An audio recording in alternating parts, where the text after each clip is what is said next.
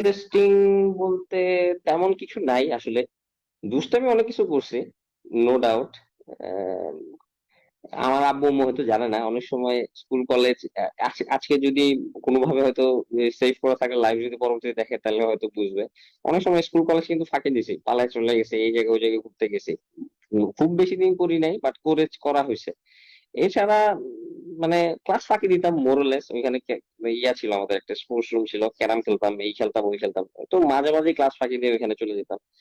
আহ এই এইগুলাই আসলে। আর আমি খুব শাই ছিলাম স্কুল কলেজ লাইফে। স্কুল কলেজ লাইফে শাই ছিলাম বলতে, ফ্র্যাঙ্কলি বলি, এই যে রিলেশনশিপ বা গার্লফ্রেন্ড টাইপ এই টাইপের কিছু ছিল না। কারণ হলো, বিকজ আই ওয়াজ শাই, এই জন্য আমার মোস্ট অফ দা টাইম আমার ফ্রেন্ড সার্কেল মানে বয়েজ, অল দ্য বয়েজ। এবং আমার মানে এটা এটা পরবর্তীতে হয়তো আলোচনায় আসবে। সো যেটা বললাম, গার্লফ্রেন্ড কোনো ছিল না, গার্লফ্রেন্ড একজনই হয়েছে, ওই ওয়াইফ হয়েছে আলটিমেটলি। ওই she is the mother of my child. মানে প্যাশন ছিল ছোটবেলা থেকে, মানে আনবিলিভেবল রকমের প্যাশন ছিল। মানে এয়ারফোর্স বলবো না, হচ্ছে যে পাইলট হওয়ার খুব ইচ্ছা ছিল ছোটবেলা থেকে। আহ, আব্বু আম্মু রিলেট করতে পারবে। আমি অনেক অনেক তো খেলনা থাকে ছোটবেলা, but most of the toys আর মানে ওই এয়ারক্রাফট রিলেটেড, প্লেন রিলেটেড, এগুলো ছিল। তো এটা ছিল একটা। সো যখন এইচএসসি শেষ হলো, রেজাল্ট ভালো হয়েছে আলহামদুলিল্লাহ। সো বিফোর বুয়েট এবং মেডিকেলের এক্সামের আগেই আমাদের এয়ারফোর্স এর আইএসএসবি টাইসবি সব শেষ হয়ে গিয়েছিল। তো এক নম্বর জিনিস বলবো যেটা, যেহেতু আবার ওই ফেরত যাচ্ছি, একমাত্র সন্তান আমি, সো আম্মু মোটেই রাজি ছিল না। ফার্স্ট অফ অল আমি আর্মিতে এক্সাম দিয়েছিলাম, প্রিলিমিনারি, যেটা আর্মিতে দেওয়ার পরে এয়ারফোর্সে দিয়েছি। সো দুইটাতেই প্রিলিমিনারি হয়ে গেছিল, দুইটার জন্য আইএসএসবি মানে ইয়া ছিলাম, রেকমেন্ডেড ছিলাম।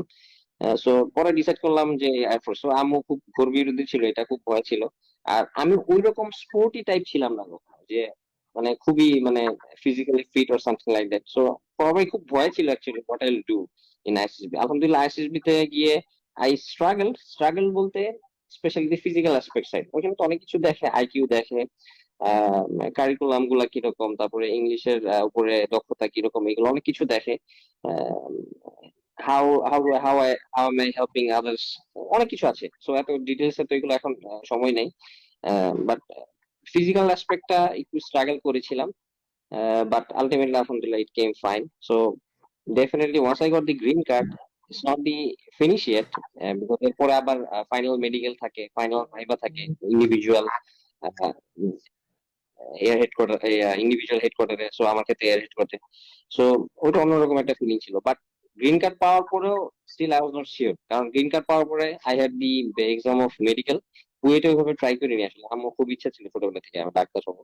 সো মেডিকেল এক্সাম দেওয়ার পরে মেডিকেল আই গট মানে মার্জিনালি মানে সিলেক্ট হওয়ার জন্য যে মার্কসটা পাওয়ার কথা ওটা পেয়েছিলাম, বিকজ আই ডিডন্ট ডু এভাবে কোচিং টোচিং প্রিপারেশন নিইনি। সো আলটিমেটলি দেখলাম যে তখন ওই যে কক্সবাজার মেডিকেল নতুন খুলেছিল, সো যদি হয়তো যদি যা ইয়ে করতাম হয়তো ওই দিকে চান্স পেতাম। সো এটার পরে আইএসএসবি সিলেক্ট হওয়ার পরে ফাইনাল মেডিকেলে যে একটু প্রবলেম ছিল, ওইটার কারেকশন চলে আসে within half month. So then final viva.